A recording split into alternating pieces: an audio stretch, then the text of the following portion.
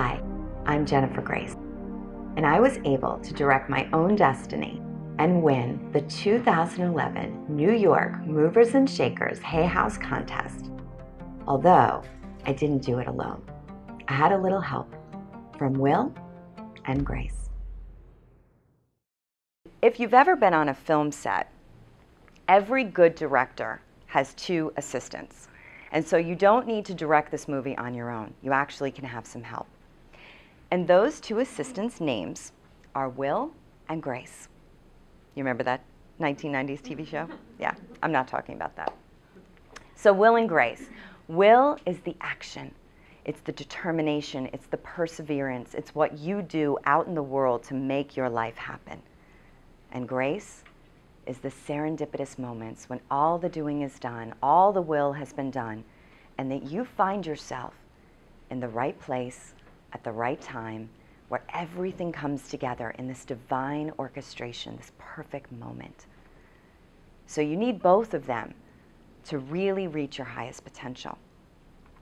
So I want to share with you today how I used Will and Grace to get my book published by Hay House. So it was 1/11/11, and I had started my first Om Lux retreat. We went to Sedona, Arizona, and we went on top of this mountaintop. And I said a very, very bold statement that day, and it was, I feel thrilled that I am now a Hay House published author. It was a very bold statement because I had not really written the book that was living in my head yet. So that night, I'm in my room, and there's a knock on my door. And I answer it. It's Will. And he says, Jen, I heard you up there on that mountaintop saying that you were going to be a Hay House published author. Do you realize you're going to have to write a book? And I said, well, I know. I don't have the time to write a book. You know, I have a child. I have 6 classes, 20 clients. And he said, you're never going to find the time to live the life of your dreams. You have to create it. So I thought about it. And I thought, well, what if I got up at 5:30 every morning before my son got up and wrote for 1 hour from 5:30 to 6:30 a.m.? I bet I could probably write 500 words a day. And then I did a little math on my computer, and I said, okay, well, if I did that, and if I wrote 500 words a day, in the end of 4 months, I would have a 50,000 word manuscript, which is about what you need to write a book for self-help. So I was all excited, you know. I set my alarm for 5:30 a.m. and the next morning, what do you think happens? Snooze. 12 times. Snooze, snooze, snooze, snooze, snooze. Didn't get up. So later I see Will, and he says, I see what happened this morning. I guess you don't want it bad enough. And I said, yes, I do. He goes, well, then you're going to have to get a lot more creative. So that night, I decided to do something different. I thought to myself, I'm going to have to outwit that self-sabotager that lives inside every single one of us that doesn't want to get up at 5:30 in the morning to do something. So I got my iPhone, and I created an event instead of an alarm that would actually have a phrase come up every single morning. So I went to sleep, and the next morning, I woke up at 5:30, and I looked at my phone, and it said, Jen, do you want it or not? And I got up. I got up almost every single day for 4 months. And at the end of that, I had a 50,000 word manuscript. Me and Will did it. Then it was time for Grace to arrive. So, you know that little voice that whispers, you know, that voice of intuition? That's Grace. And I remember waking up right after I had finished that manuscript, and I heard Grace say, call your ex-husband, which isn't so weird because Joe and I are really good friends. So I called him up and very excitedly told him, I finished this 50,000-page manuscript, word manuscript, and now all I need to do is get it in the hands of Wayne Dyer. You know, I'm from New York. It's all about who you know. So I figured Wayne Dyer's with Hay House. Here's the crazy part. He says, Wayne Dyer, did you know that Amanda, who is his new beautiful wife, grew up next door to the Dyers and is really good friends with Wayne Dyer's daughter, Serena? I'm like, yeah, no, Joe, you didn't mention that ever. And he's like, yeah, well, this is the crazy part. He said, next week, we're going to the Soho House in Miami. Serena's doing a charity for sex trafficking, and her dad is going to be there hosting it. Do you want to come with us? And I said, hell yeah, I want to come with you. So me, Will, and Grace all get in the car. We drive down to the Soho House, right? And I get there, and Will, like, pushes me. And he says, go. And I walk up to Wayne Dyer, and I say, hi, I'm Jennifer Grace. You know, I have been a fan since The Power of Intention. I've written, you know, I've read every single one. Look, I'm even nervous talking to Wayne Dyer. I have read every single one of your books. And you are like the godfather of manifestation. And I've just written a book about manifestation. Would you read it for me? And he said, I would be delighted. And I remember going into the bathroom right after that with Grace. Will couldn't come, ladies only. And I just broke down in hysterical sobs of gratitude.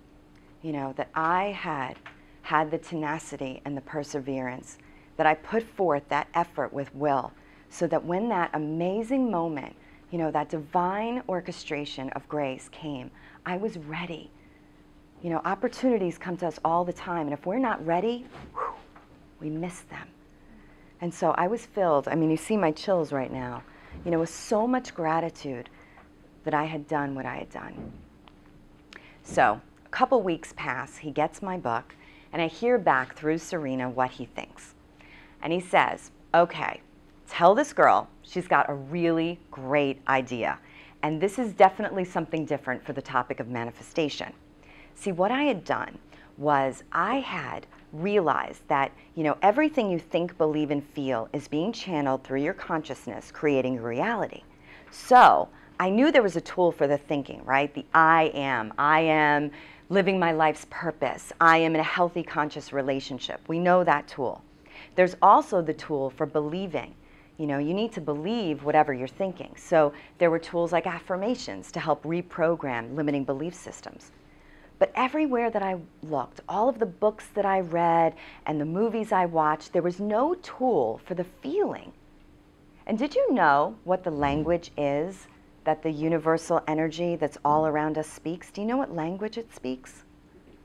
Emotion. It speaks emotion. And so if you're trying to manifest the life of your dreams and you're thinking and believing it, but you don't feel it, it can't be heard. And so I knew I had to teach my students, you know, it's like, how was I going to teach them to feel love if they were lonely? How was I going to teach them to feel healthy if they had an illness? How was I going to teach them to feel abundant if they were going bankrupt?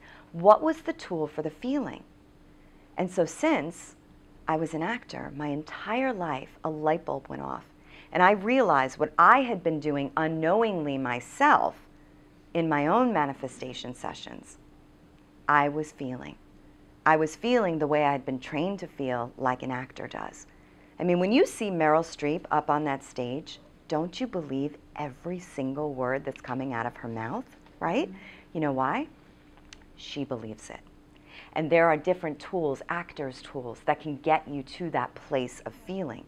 And I thought, wow, what if I share this with my students and I teach them how to feel while they're manifesting? So Wayne thought that was a good idea. And he also said, tell her that her title, it stinks. And it did. It was 1, 2, 3 manifest. I don't know what I was thinking. It was a working title.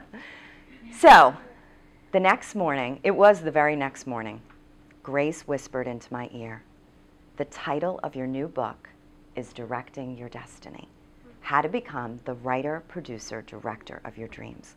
And I took the whole metaphor of my world of being a filmmaker and being an actress, and I just wove it through all of the tools and just kind of created that as my original contribution to the topic of manifestation, and a way for my students to wrap their heads around what I was trying to teach them.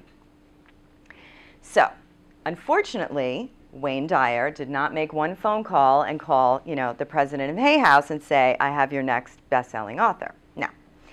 But what he did do was he told Serena, tell this girl that there's a contest out in California and one person is going to win a book publishing deal. I think this girl has a shot.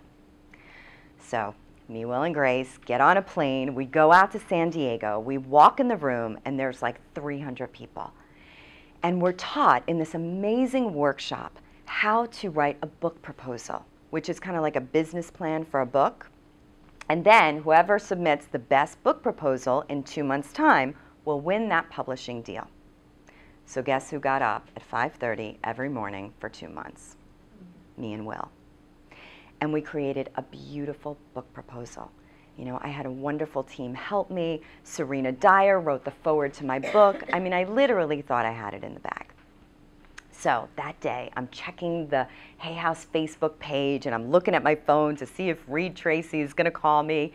And at 7 o'clock, they announced the winner, Faith Breed. It wasn't me.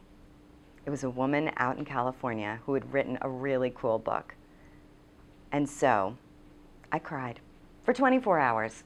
You know, all my friends know I'm in this world of transformation, and they say, use a tool, use a tool. I'm like, no, no, no, no. For the first 24 hours, don't use a tool. Be angry, be upset, be whatever you need to be, and then use your tools. So after the 24 hours of the pity party was over, Grace came up to me and she said, Jen, you know what? It wasn't your time. The universe is always conspiring with you, Jen.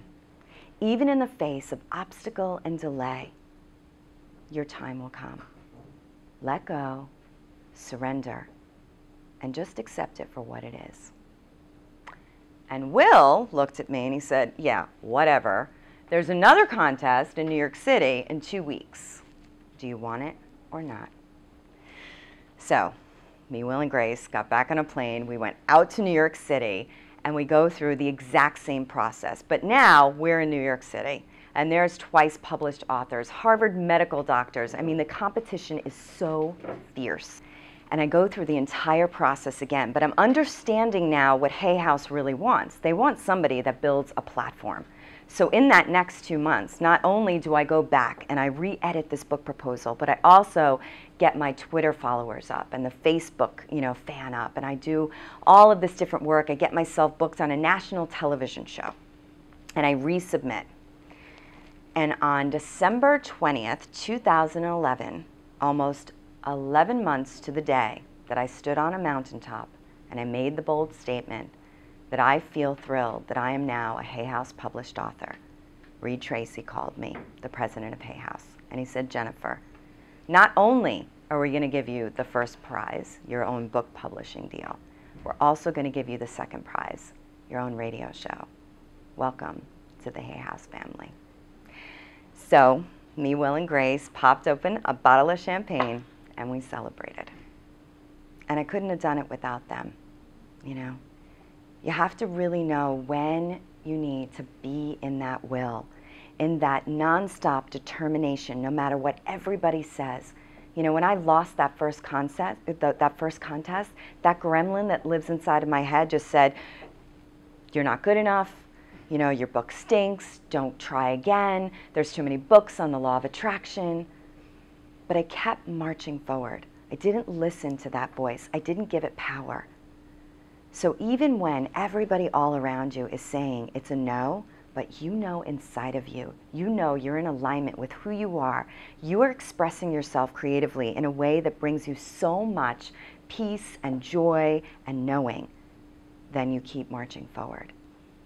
And then grace, not being overly attached to the outcome, being in a state of full surrender and trust and allowing that in all moments, the universe is conspiring with you.